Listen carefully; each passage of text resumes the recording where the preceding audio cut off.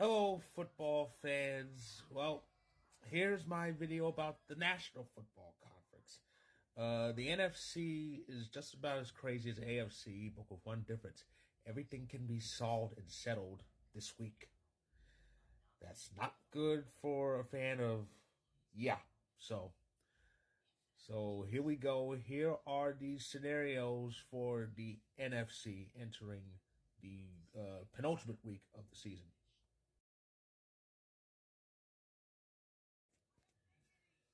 The 49ers are coming off a bad loss at home on Monday Night Football to the Ravens, though they still have a shot at locking up that number one seed. They still control their own destiny when it comes to that. They pretty much get it if they win out. As far as this week, they need a win, and Philadelphia and Detroit to both lose. The Niners are on the road against the Washington Commanders.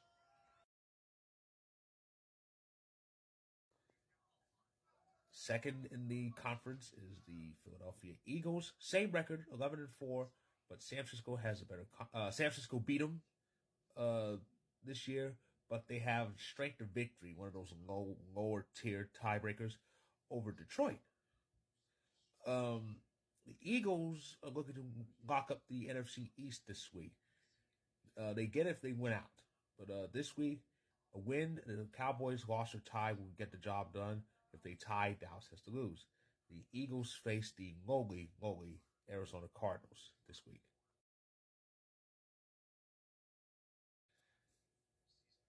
The Detroit Lions also at 11-4, but they are on the lowest end of that 11-4 cluster atop the conference. Now the Lions can't clinch anything. They won the division this past week with their win against the Vikings, and major congratulations to them. Very happy for that team. They finally did it, first time in 30 years. As I said, they can't clinch anything, but they're still in the running for the number one seed. In order for them to get it, they'll need to win. They'll need to win out, and both teams ahead of them, San Francisco and Philly, have to lose out.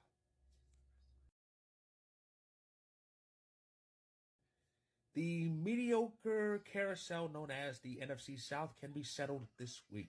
The Tampa Bay Buccaneers sit at the permanent number 4 seed. That's the permanent seed for the NFC South at 8-7. Yep, a winning record is in that division actually. Tampa, with their win over Jacksonville, can lock up the division this week. All they need is a win. That's it. If they tie, Atlanta has to lose.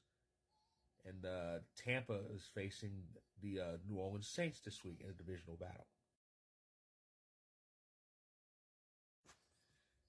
The Dallas Cowboys cut off that last second loss to the Miami Dolphins. As a result, they are now in the top wild card position, the number 5 seed, which basically is going to go to whoever finishes in second in that division.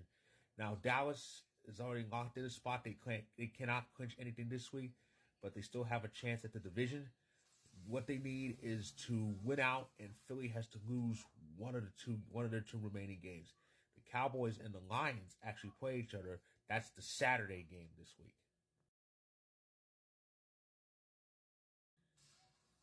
The LA Rams, that's been an interesting story. I remember they were coming off winning the Super Bowl. Then they just had that terrible season. Totally missed the playoffs altogether. By this time last year, they were already out.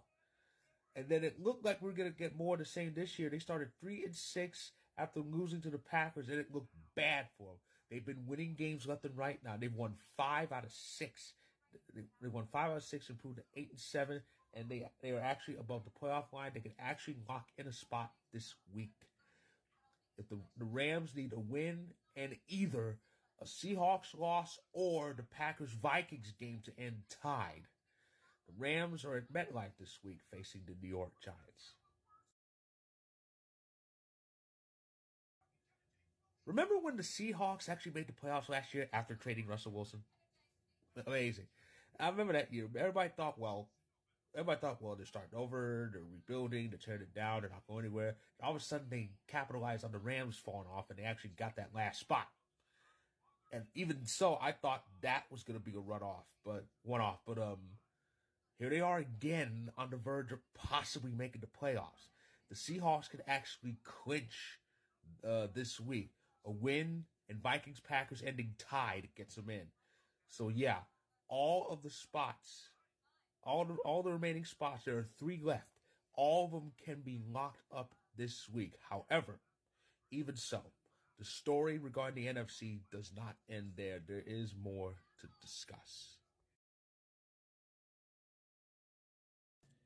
Outside the playoff line are 4 teams at 7-8. One of them, the Green Bay Packers. The other 3, the Minnesota Vikings, the Atlanta Falcons, and the New Orleans Saints. Now they're all behind the playoff line. Minnesota fell off when they lost at home.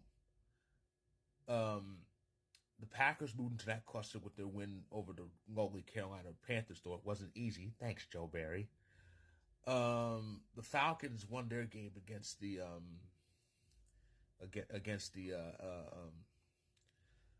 Indianapolis Colts, and the Saints actually kicked off Week 16 with their loss at SoFi Stadium to the Rams.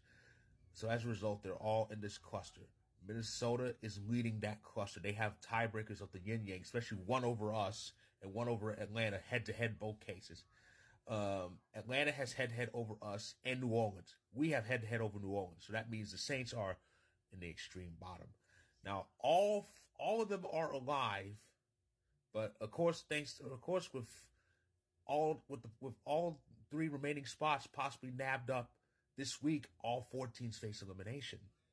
But out of 4 teams, only the Saints are losing out. The other 3, it's lose, and some other things have to happen. All 4 teams have their ways of getting in. Minnesota needs to win out and have either the Rams or Seahawks lose. The Falcons have an outside shot at the division, but they need to win the final week, and Tampa has to lose both games. There are also all sorts of ways they can get in as a wild card, but they need a lot of help in that regard. The Packers, we have quite a few ways. Our ways are kind of easier. One way is we have to win out, and the Rams and Seahawks have to lose out. Basically, let me put it like this: if there's a 3-way tie involving us and the Falcons, the Rams and Seahawks have to be in it too. That would kill that head-to-head Atlanta has over us. But yeah, we have a good shot. We have a good shot of moving past the head of the playoff line. But regarding the Saints, they kind of need a lot to happen. Even for the division, the Saints need to win out, and Tampa. The Saints need to win out, and Tampa has to lose the final week because the Saints and Bucks play each other, as I said, and I did mention this before. Vikings, Packers face each other this week. That's Sunday Night Football that will end week 17 and pretty much the calendar year. Because after this, the next football games we played in the new year, week 18. As for Atlanta, well, I'm about to talk about the Falcons' opponent right now. It's almost New Year's Eve, and the Bears are still alive somehow. I don't know how, but they are. I just find this whole thing amazing. I'm just amazed by this. The Bears are still alive, and even crazier, they could get the number 1 pick this year because they have Carolina's first round pick, and the Panthers are 1 more loss away. I think they're 1 more loss away from officially locking up the worst record in the league. So yeah, the Bears are sitting pretty. But yeah, the Bears are still alive. They're 6-9. They're still alive, but very barely. I mean, it is crazy. That's how faulty the NFC is this year. That the Bears, with all their faults and all their bad play, still have a chance with 2 weeks left. They need a lot to happen, though. They need a hell of a lot to happen. There's 2 ways. There's only 2 ways they can get in. They have to win out. The Rams have to lose out. The Seahawks have to lose out. The Saints have to lose a game. And either we lose this week, because Bears and Packers play each other on the final week, or the Vikings lose out. Too much has to happen.